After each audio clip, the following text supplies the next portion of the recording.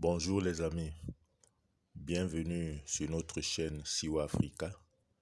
Je suis Serge Florent Billon, passionné des marchés financiers et j'ai l'honneur aujourd'hui de vous présenter notre première parution dont le titre est « Pourquoi chacun de nous devrait-il s'intéresser sérieusement à la bourse ?» Dans cet article, nous allons premièrement, après un avertissement préliminaire, vous parler du compte d'épargne classique. Nous allons ensuite parler du compte titre.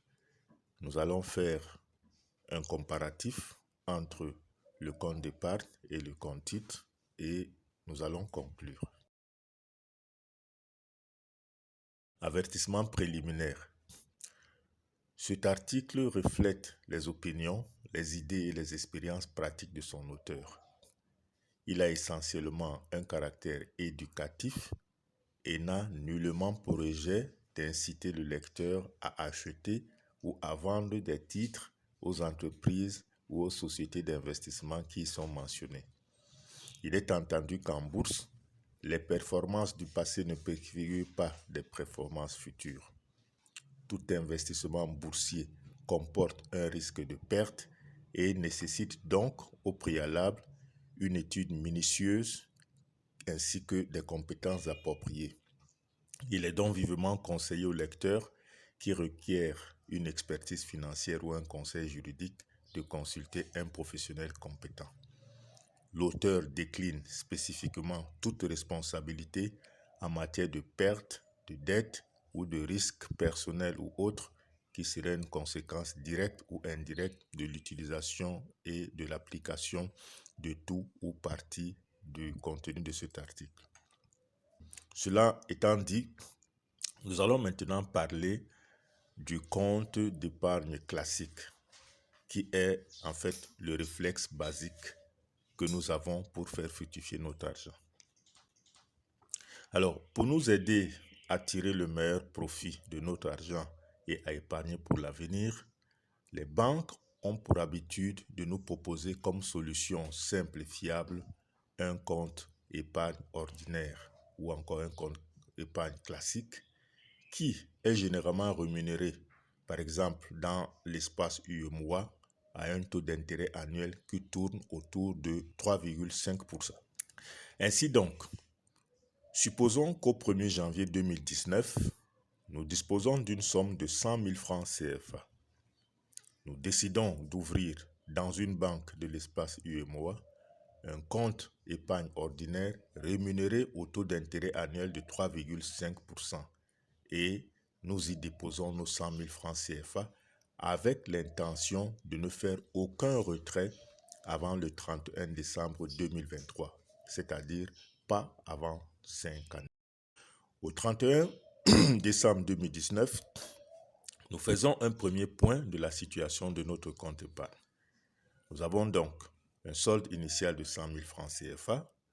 Les intérêts gagnés s'élèvent à 3 500 francs CFA, c'est-à-dire 100 000 francs multiplié par 3,5% le taux d'intérêt. Nous obtenons donc un solde final de 103 500 francs CFA. Ainsi donc, au 31 décembre 2019, notre compte épargne présente un solde créditeur de 103 500 francs CFA. Au 31 décembre 2020, nous faisons un deuxième point de la situation de notre compte épargne.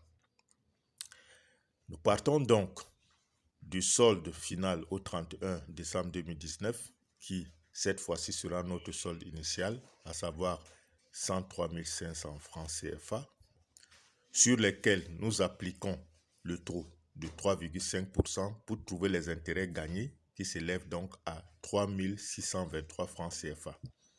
En additionnant donc le solde initial de 103 500 francs à l'intérêt 3 623 francs, nous aboutissons à un solde final de 107 123 francs CFA. Ainsi donc, au 31 décembre 2020, notre compte épargne présente un solde créditeur de 107 123 francs.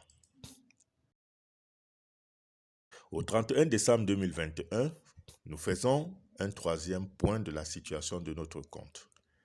Avec un solde initial de 107 123 francs, sur lesquels nous appliquons le taux d'intérêt de 3,5%, nous trouvons des intérêts gagnés en cette troisième année de 3 749 francs CFA, ce qui nous donne un solde final de 110 872 francs CFA.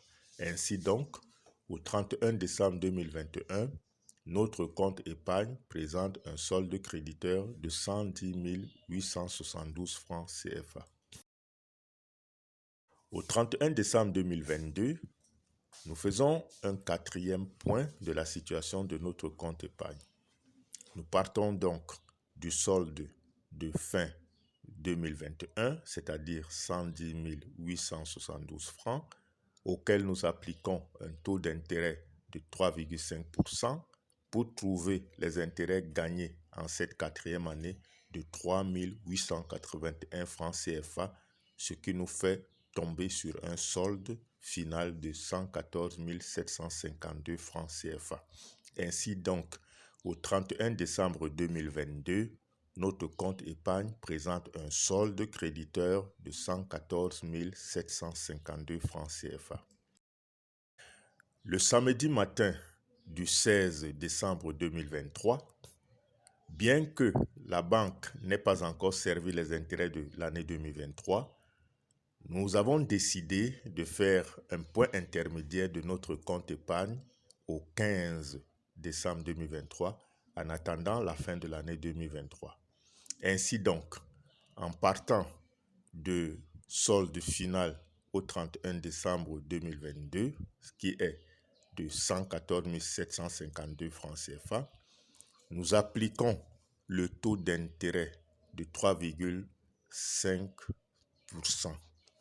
Mais comme nous ne sommes pas encore à la fin de l'année et qu'au 15, nous avons déjà parcouru 350 jours sur les 365 de l'année, donc nous allons appliquer, multiplier par 350 divisé par 365 pour donc rapporter les intérêts gagnés à 350 jours, ce qui nous fait donc au 15 décembre 2023, nous avons des intérêts gagnés de 3 851 francs CFA. Donc, nous aurons au 15 décembre 2023 un solde théorique de 118 604 francs CFA sur notre compte épargne ordinaire. Alors, le tableau que vous voyez nous résume l'évolution de notre compte d'épargne au cours de la période allant du 1er janvier 2019 au 15 décembre 2023. Alors, vous pouvez voir que nous partons en 2019 avec une position initiale de 100 000 francs CFA. Au cours de l'année 2019, si je regarde verticalement, nous avons gagné 3 500 francs CFA en intérêt, ce qui nous fait les intérêts cumulés en ce moment-là de 3 500 francs CFA, et ce qui nous donne une position finale de notre compte de 103 500 francs. Alors, le rendement cumulé en ce moment, c'est 3,5%, et ce qui fait un rendement moyen annuel de 3,50%. En 2020, la deuxième colonne, nous partons d'une position initiale de 103 500 francs. Des intérêts gagnés en cette année, ça fait 3 623 francs, ce qui fait à cet instant-là des gains cumulés de 7 123 francs, c'est-à-dire les gains de l'année cumulée de l'année antérieure, 3 500, plus les gains de cette année-là, 3 623, ce qui nous donne les 7 123 francs. Alors, nous aboutissons à une position finale de 107 123 francs, ce qui nous fait un rendement cumulé au 31 décembre 2020 de 7,12%, soit un rendement moyen annuel de 3,56%. En 2021, la colonne suivante, nous partons d'une position initiale de 107 123 francs. Les intérêts gagnés de cette année, ça fait 3 749 francs. les intérêts cumulés à ce stade, ça fait 10 872 francs. Alors, nous aboutissons à une position finale de 110 872 francs. À ce stade, nous avons un rendement cumulé de 10,87%, soit un rendement moyen annuel de 3,62 francs. De 3,62%, pardon. L'année 2022, nous avons une position initiale de 110 872, auxquels s'ajoutent les intérêts gagnés de cette année de 3 881 francs, pour avoir des intérêts, des gains cumulés de 14 752 francs, d'où un solde final de 114 752, ce qui nous donne un rendement cumulé de 14,75%, soit un rendement moyen annuel de 3,69%. La dernière année, 2023, nous partons d'une position de 114 752 pour gagner en intérêt 3 851, ce qui nous donne des gains cumulés de 18 604 francs pour avoir une position finale au 15 décembre 2023 de 118 604, soit un rendement cumulé sur les 5 années de 18,60%, soit un rendement moyen annuel sur les 5 années de 3,72%. Donc, en presque 5 années, c'est-à-dire du 1er janvier 2019 au 15 décembre 2023, nous gagnons sur notre compte épargne ordinaire 118 604 francs moins 100 000 francs de départ, ce qui nous donne 18 604 francs CFA. Ce qui nous donne donc un rendement cumulé sur les 5 années de 18,60%, soit un rendement moyen annuel de 3,72%. Donc, voici ce que nous obtenons au finish avec notre compte épargne ordinaire que nous avons ouvert le 1er janvier 2019. Nous y avons déposé 100 000 francs CFA. Nous n'avons décidé de ne plus rien toucher, le compte étant rémunéré à 3,5% l'an. Alors, au 15 décembre 2023, quand nous faisons le point, nous trouvons que ce qui s'est ajouté sur nos 100 000 francs de départ, c'est 18 604 francs. Donc, sur les 5 années, nous avons eu un rendement cumulé de 18,60%, ce qui fait donc qu'en moyenne, chaque année, notre compte épargne nous rapporte 3,72% sur les 5 années. Maintenant, allons au-delà de notre réflexe basique pour faire fructifier notre argent à travers le compte épargne ordinaire, pour maintenant aborder ici ce que nous appelons le compte titre. Supposons que nous avons pris la décision, toujours le 1er janvier 2019, de placer notre argent toujours à la banque, mais en procédant cette fois-ci autrement. Au lieu de confier notre argent à la banque à travers un compte épargne ordinaire, nous avons plutôt décidé de lui confier notre argent en devenant actionnaire de la banque, c'est-à-dire en achetant les actions de la banque. Bon, selon la stratégie que nous adoptons, nous allons sélectionner une banque parmi les plus performantes de la place et avec nos 100 000 francs CFA, nous allons acheter les actions de cette banque au 1er janvier 2019. Nous allons conserver ces actions sur notre portefeuille jusqu'au 31 décembre 2023, date à laquelle nous allons les convertir toutes en argent cash en les revendant sur le marché.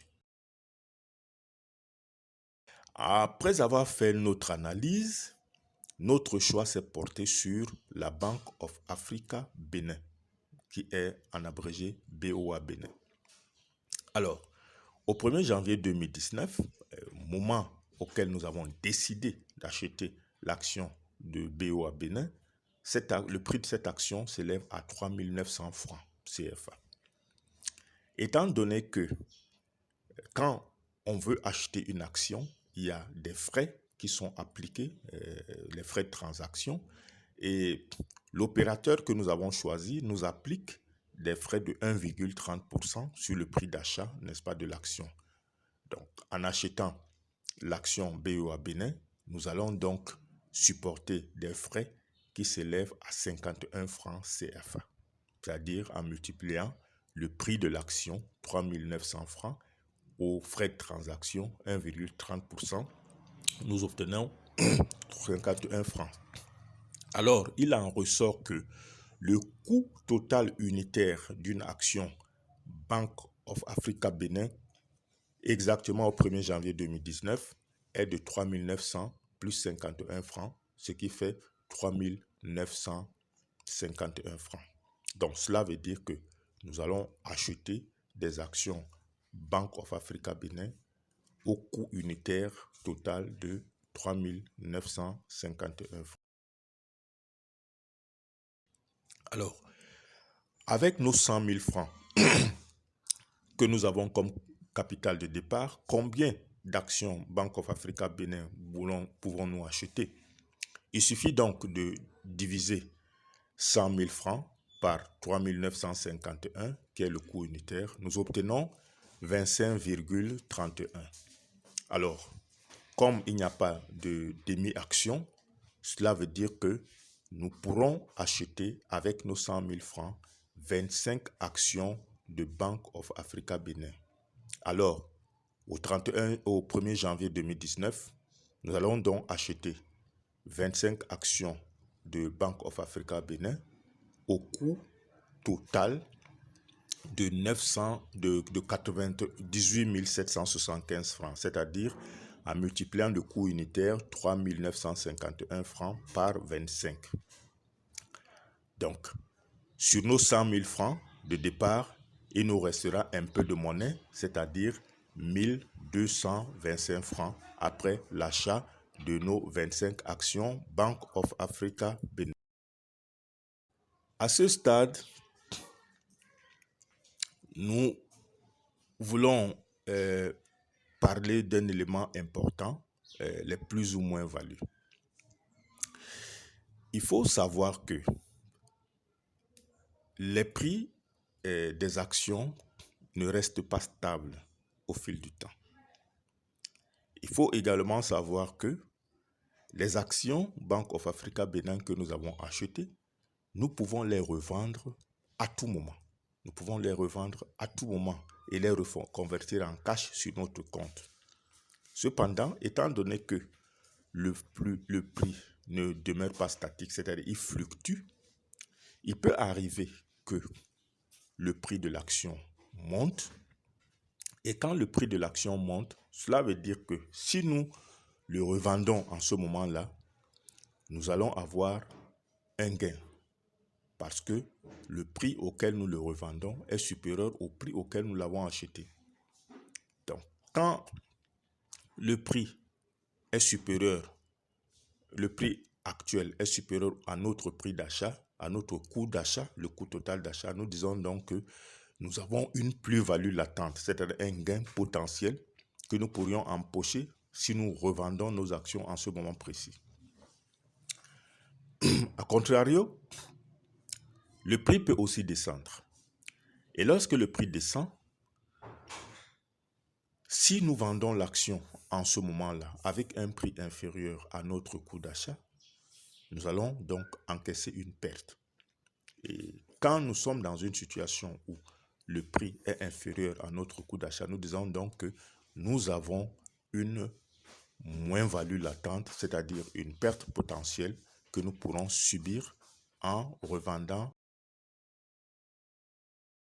Alors, le tableau que vous avez sous les yeux nous montre les plus ou moins values dégagées à différentes dates du 1er janvier 2019 au 15 décembre 2023.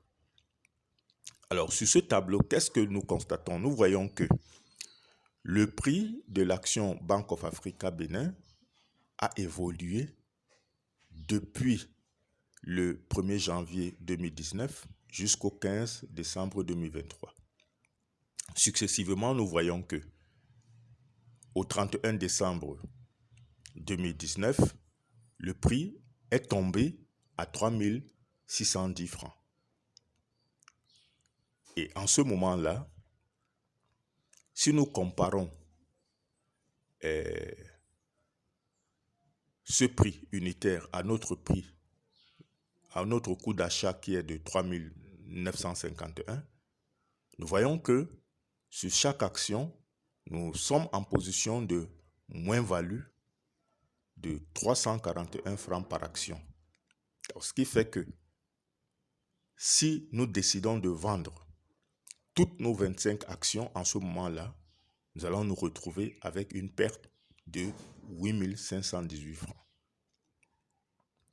Au 31 décembre 2020, le prix de l'action Bank of Africa Bénin est légèrement remonté par rapport à son prix de fin 2019, mais c'est toujours inférieur à notre coût d'achat, et ce qui fait que par action, nous avons une moins-value latente de 256 francs. Donc, ce qui fait que à ce moment précis, si nous décidons de revendre nos actions, nous allons endurer une perte de 6 393 francs. Maintenant, voyons ce qui se passe le 31 décembre 2021.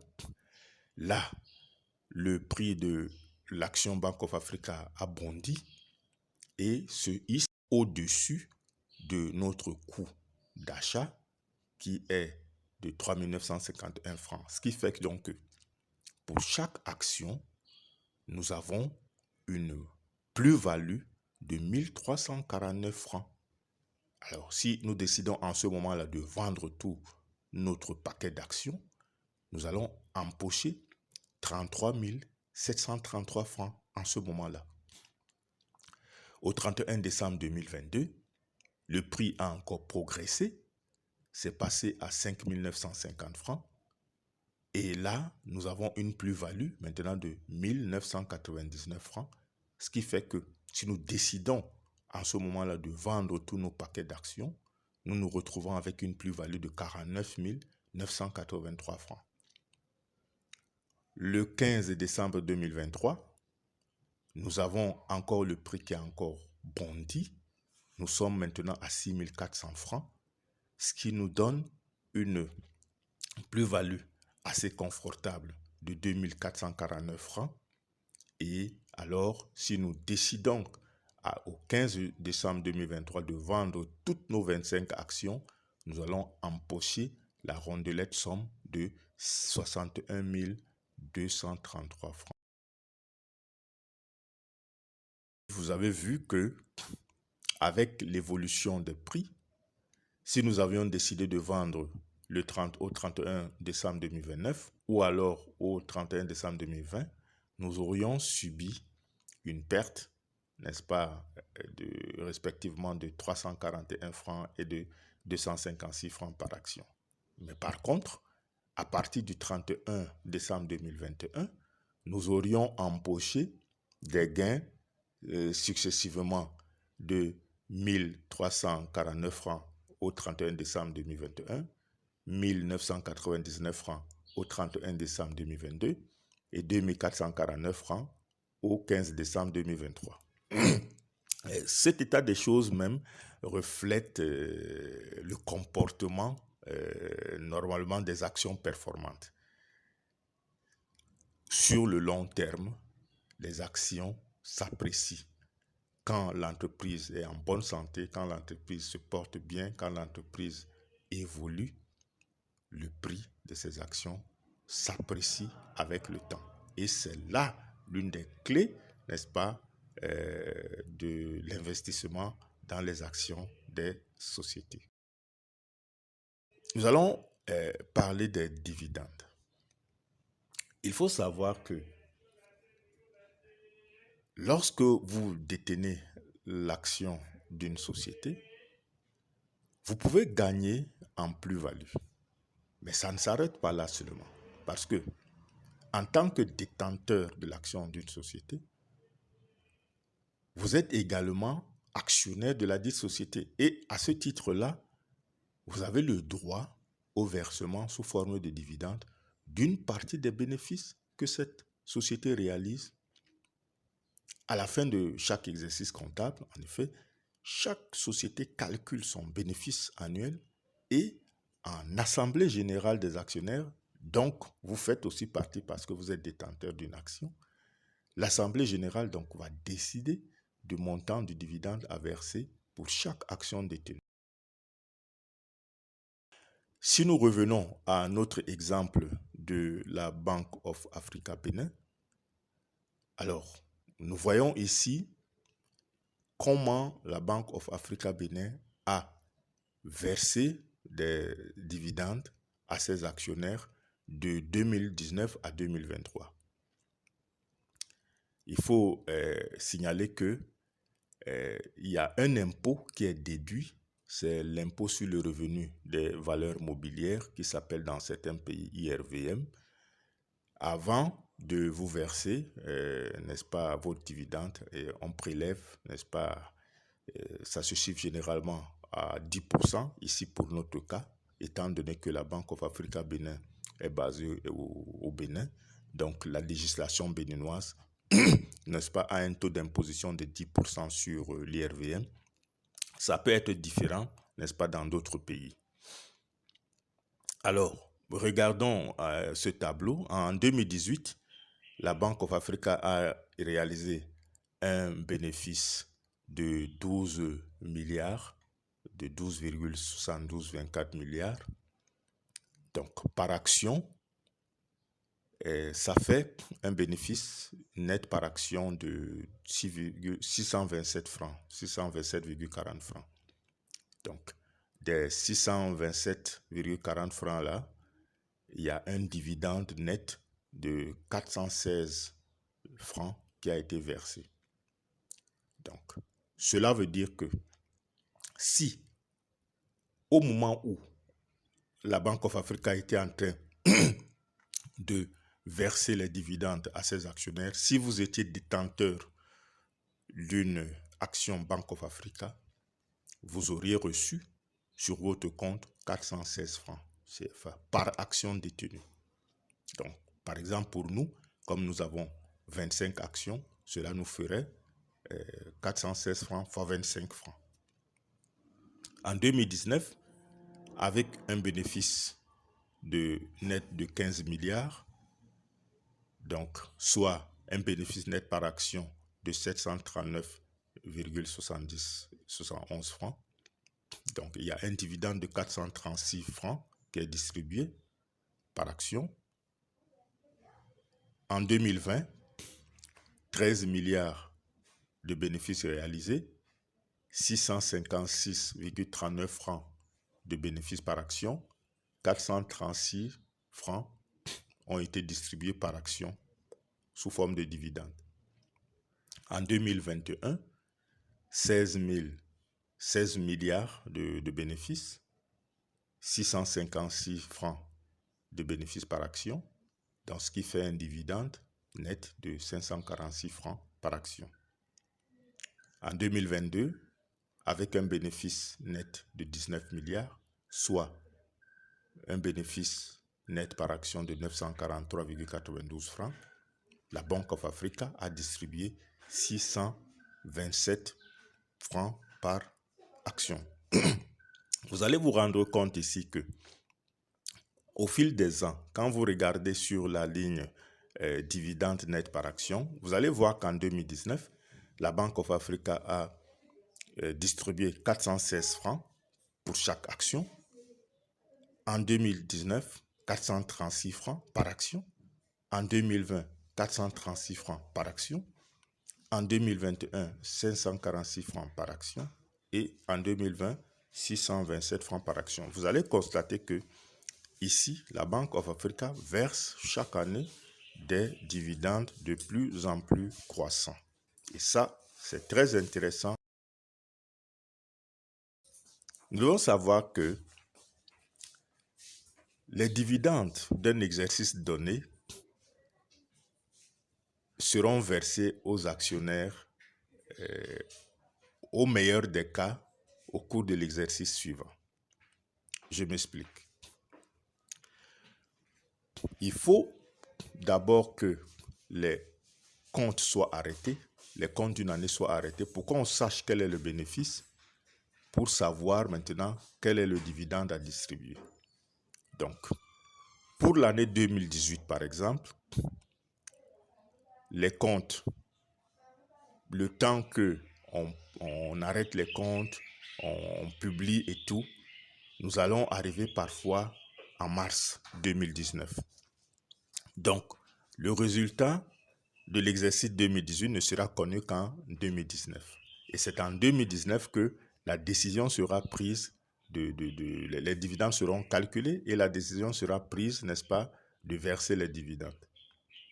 Donc, de la même façon, les dividendes de l'exercice 2020 seront versés en 2021. Ceux de 2021 seront versés en 2022. Ceux de 2022 seront versés en 2023.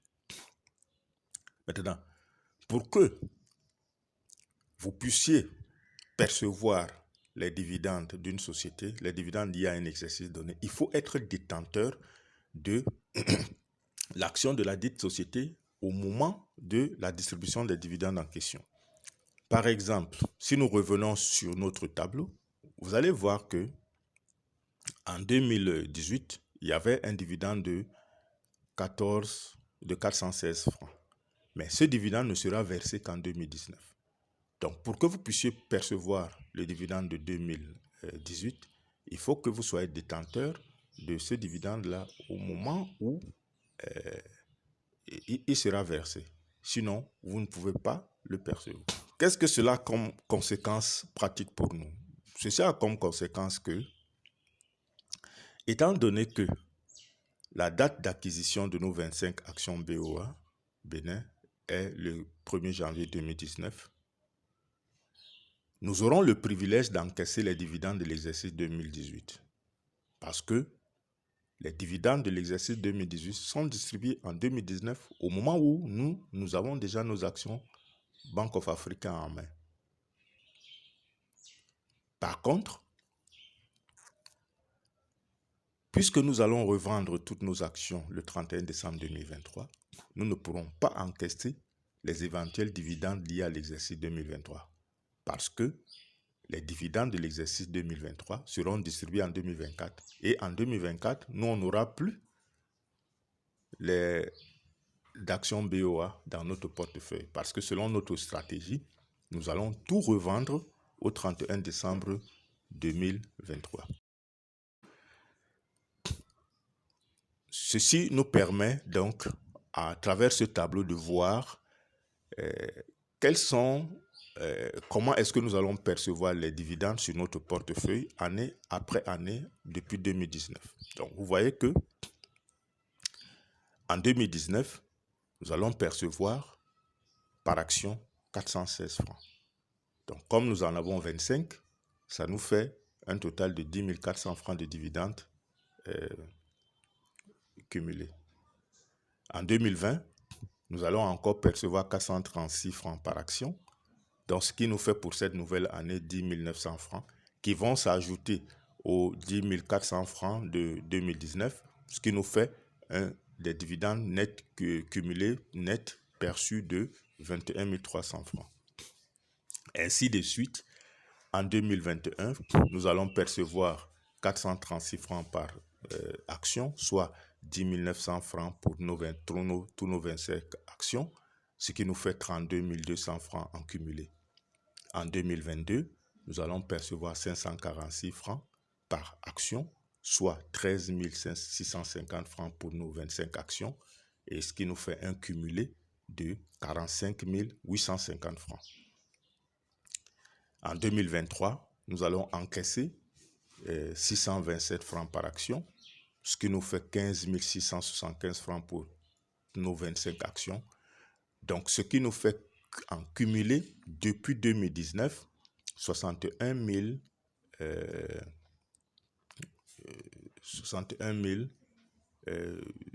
525 francs en cumulé. À ce stade, donc, vous aurez bien compris que en achetant une action Bank of Africa Bénin, nous avons deux types de gains qui se combinent. D'abord, nous avons la plus-value qui est obtenue à partir des fluctuations du prix de l'action. Et de l'autre côté, nous avons les dividendes versés annuellement par la banque. Si nous récapitulons donc nos plus-values latentes et nos dividendes perçus à travers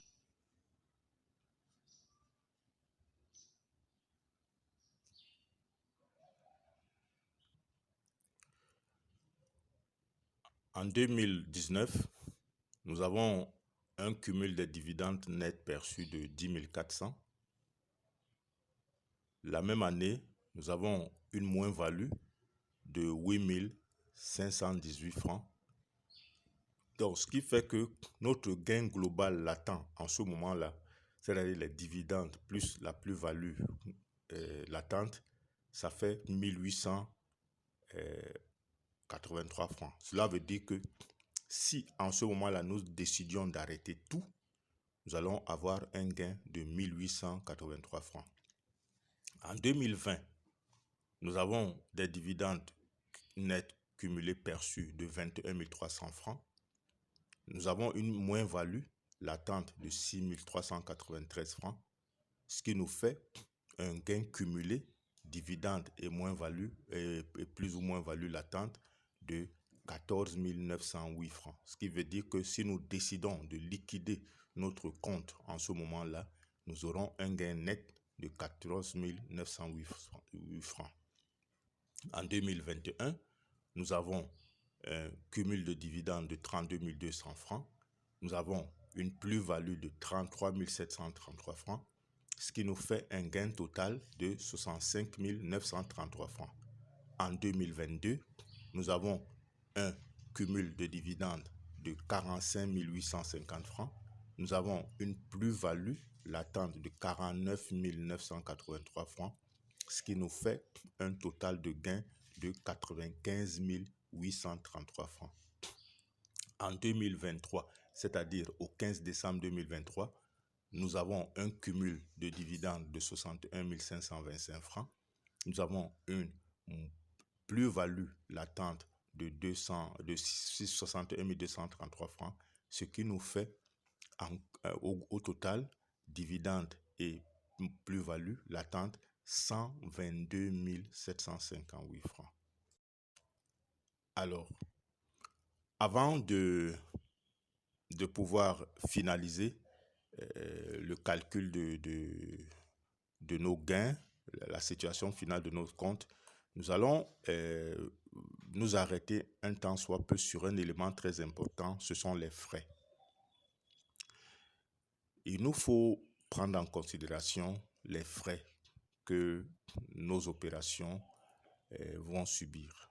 En effet, l'opérateur qui assure la garde de notre portefeuille d'actions Bank of Africa Bénin nous facture périodiquement des frais de garde. Pour notre cas présent, notre opérateur nous applique des frais de garde à chaque fin de trimestre en utilisant la formule suivante.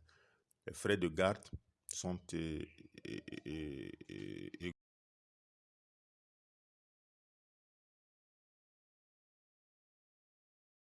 et pour notre cas précis, le taux de commission de notre opérateur étant de 0,35% l'an. Alors, nous avons récapitulé les frais supportés annuellement. En 2019, nous allons supporter 468 francs. En 2020, 449 francs. En 2021, 597 francs. En 2022, 765 francs. Et en 2023, 727 francs.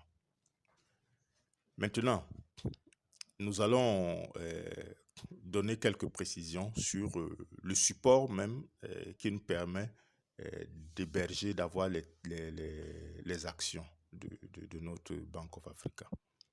Donc, ces actions sont logées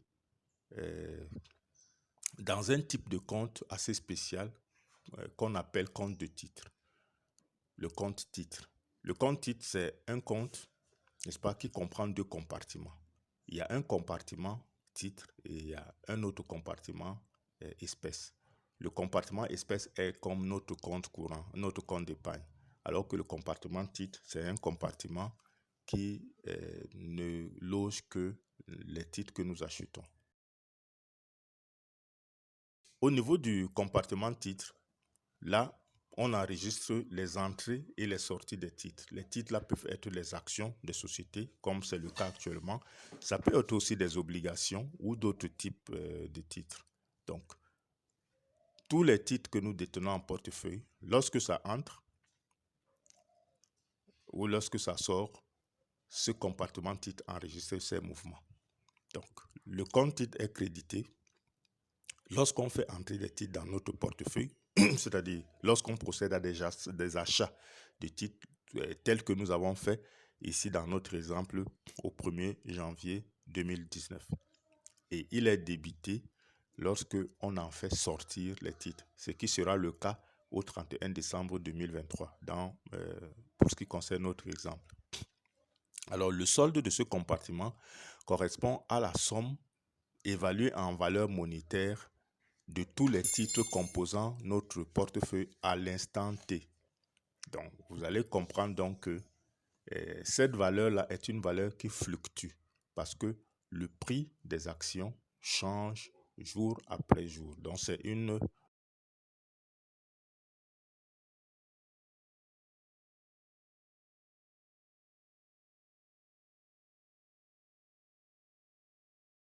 Le compartiment espèces, quant à lui, enregistre uniquement les entrées et les sorties d'argent en espèces, un peu comme notre compte épargne ordinaire. Donc, ce compartiment est crédité lorsque de l'argent entre dans notre compte. Par exemple, lorsque nous alimentons notre compte nous-mêmes en faisant un versement espèce, ou lorsque des dividendes nous sont versés pour des actions que nous détenons, ou alors lorsque nous percevons les intérêts des obligations que nous avons en portefeuille. Là, il y a de l'argent qui est reversée. Ou aussi lorsque nous vendons, n'est-ce pas, des titres, le prix de la vente aussi est reversé dedans. Alors, le compte est débité lorsque nous faisons sortir de l'argent. Alors, nous pouvons faire des retraits en espèces nous-mêmes sur notre compte titre. Nous pouvons, lorsque nous achetons des titres, l'argent est enlevé pour faire procéder à l'achat des titres. Ou lorsque des frais nous sont facturés par nos opérateurs, nous avons de l'argent donc qui sort de ce compartiment espèces. Si on reprend notre exemple, le tableau suivant nous montre les mouvements spécifiquement de notre compte compartiment espèces, du compartiment espèces de notre compte titre, du 1er janvier au 15 décembre 2023. Alors, par exemple, en 2019, nous voyons que nous partons d'une position initiale de 100 000. Nous avons procédé aux achats de 98 775. Nous avons encaissé 10 400 francs de dividendes et nous avons supporté 468 francs de frais de garde. Donc, à la fin de l'année 2019, nous avons dans notre compte espèces, notre compartiment espèces, 11 165 francs. En 2020, nous partons donc de cette position initiale de 11 165 francs. Nous encaissons 10 900 francs de dividendes.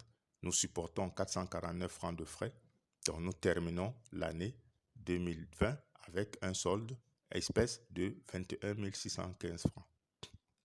En 2021, nous partons de 21 615 francs comme solde de départ. Nous encaissons 10 900 francs de dividendes.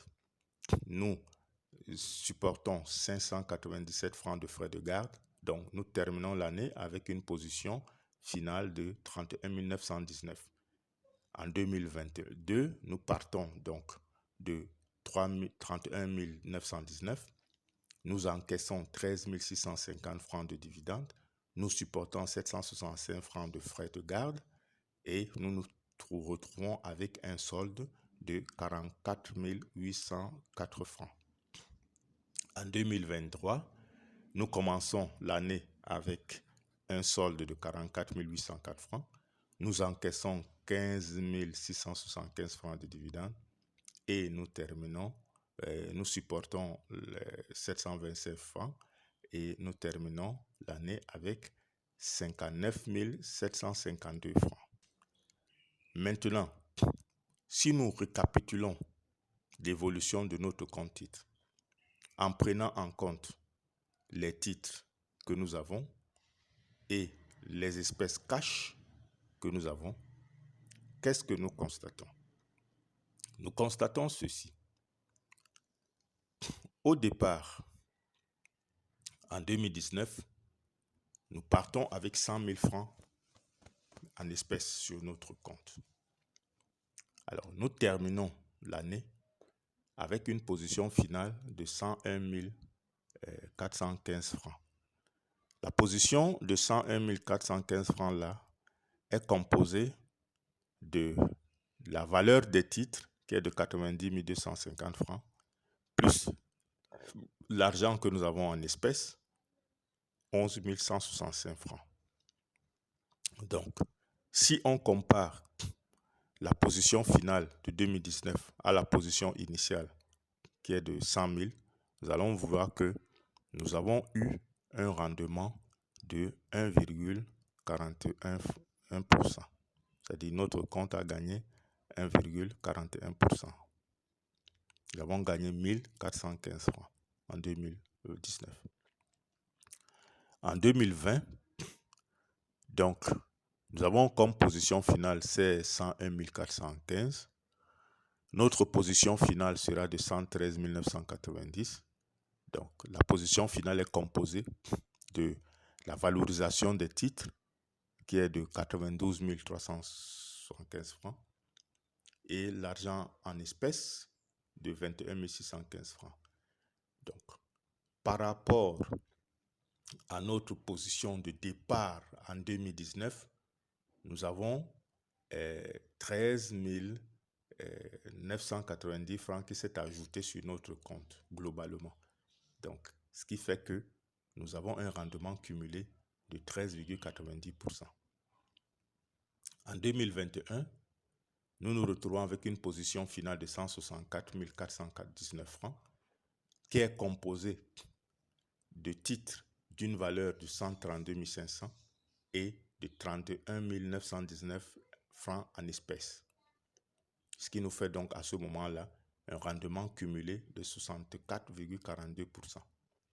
En 2022, nous clôturons avec une position de 193 554 francs, composée par une valorisation des titres de 148 750 et du cash de 44 804 francs. Ce qui nous fait en ce moment-là un rendement cumulé de 93,55 francs.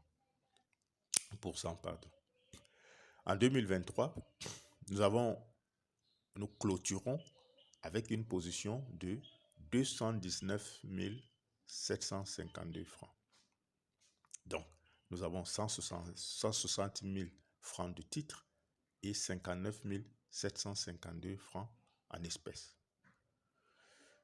Donc, comme vous pouvez le constater, en presque 5 ans, c'est-à-dire du 1er janvier au 1er janvier 2019 au 15 décembre 2023, nous avons gagné sur notre compte titre 119 752 francs CFA.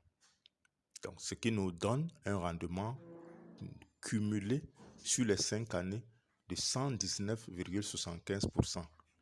Donc, en moyenne, un rendement sur les 5 ans, un rendement moyen annuel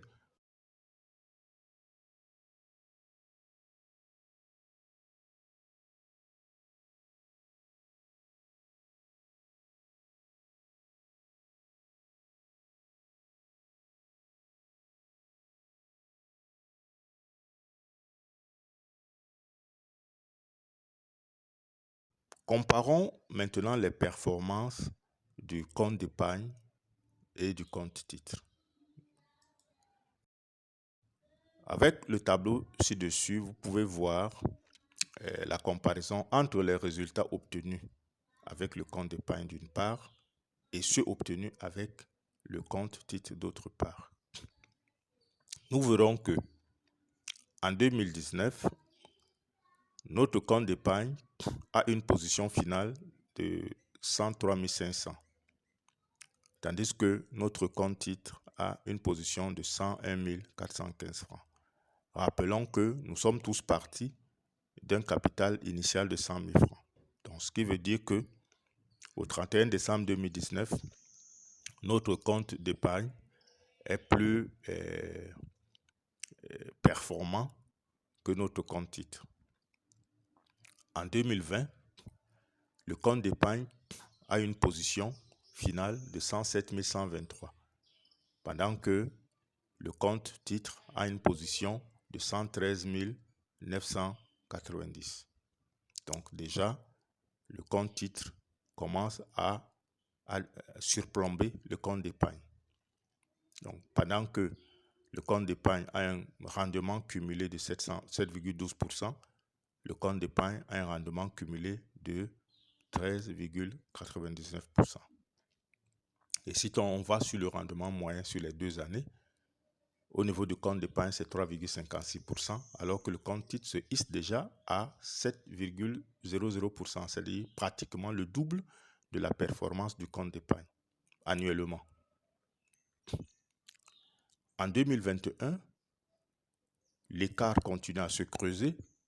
Le compte d'épargne est à 110 872 de position finale, alors que le compte titre est à 164 419 francs. Donc, au niveau du compte d'épargne, le rendement cumulé est de 10,87%, alors que le compte titre est à 64,42%. Donc, ce qui fait que le rendement est moyen, pendant que le rendement moyen du compte titre est de 3,62%, du compte d'épargne est à 3,62%, le rendement du compte titre est déjà à 21,47%, ce qui fait pratiquement 7 fois la performance du compte titre. Le compte titre a pratiquement 7 fois la performance du compte d'épargne. En 2022,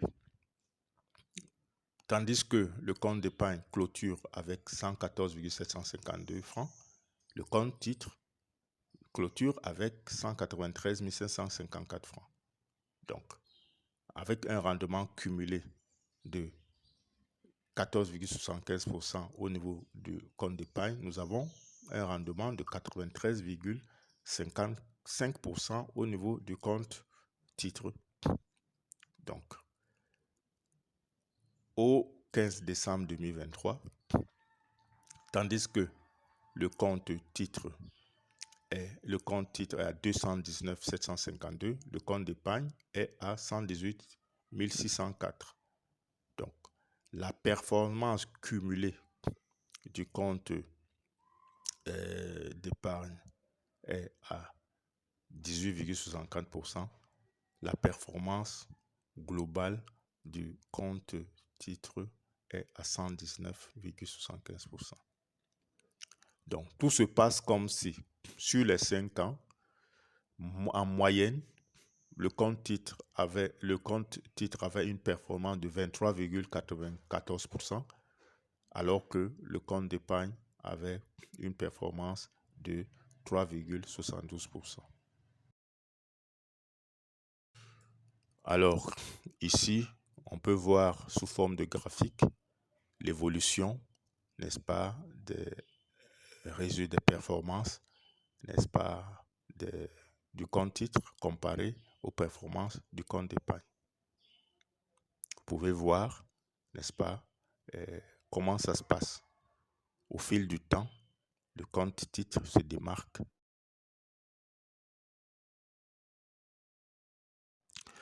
Alors, pour conclure, au regard de tout ce que nous avons parcouru, on convient que en achetant des actions de sociétés performantes telles que la Bank of Africa Bénin, nous avons la possibilité, même avec une gestion passive, de faire doubler notre argent en l'espace de 5 ans. N'est-ce pas intéressant? Et bien évidemment, me demanderez-vous, mais où est-ce qu'on va pouvoir trouver les actions de Bank of Africa Bénin pour en acheter? Alors, c'est simple. En tant que particulier comme vous et moi, il y a un endroit où on peut facilement acheter les actions de grandes banques ou d'autres sociétés très performantes. Et ça s'appelle la bourse. Et nous avons des places boursières opérationnelles dans l'espace CEDEAO. Il y a la Bourse régionale des valeurs mobilières de l'UEMOA, qu'on appelle la BRVM, qui est présente dans les 8 pays de l'UEMOA avec des antennes locales. Il y a le Nigeria Stock Exchange, qui est la deuxième plus grande place financière en Afrique, après celle de Johannesburg, et qui existe depuis depuis 1970, 1971 par là.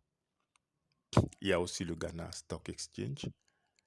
Nous reviendrons, n'est-ce pas, sur la présentation de ces différentes places boursières dans nos publications ultérieures. Alors, au regard de tout ce que nous venons de voir, ne serait-ce donc pas une raison suffisante pour chacun de nous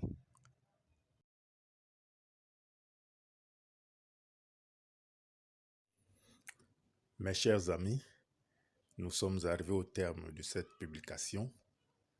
Merci beaucoup de nous avoir suivis. Au revoir et à bientôt pour d'autres publications.